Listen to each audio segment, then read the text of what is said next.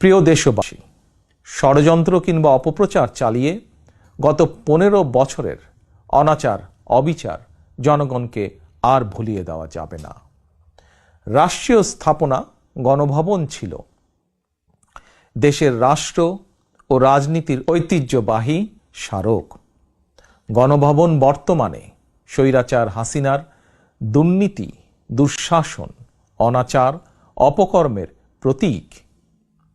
ইতিমধ্যেই বিভিন্ন মহল থেকে এই গণভবনকে গুম, খুন, অপহরণ এবং গণহত্যার মিউজিয়াম হিসেবে প্রতিষ্ঠার দাবি উঠেছে।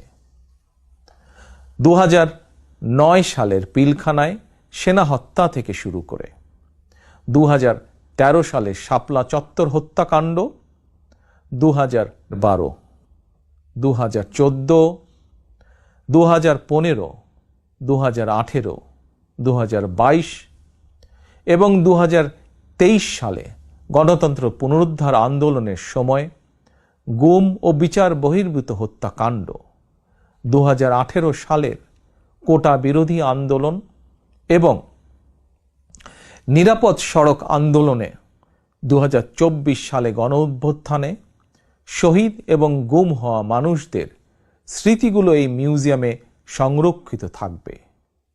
অবৈধ ক্ষমতায় থাকার জন্য বাংলাদেশে আর কোনো শাসক যাতে স্বৈরাচারী হাসিনার মতন বর্বরোচিত পথ অনুসরণ না করে, ভবিষ্যৎ প্রজন্মের কাছে এই মিউজিয়ামেই সেই বার্তাই বহন করবে।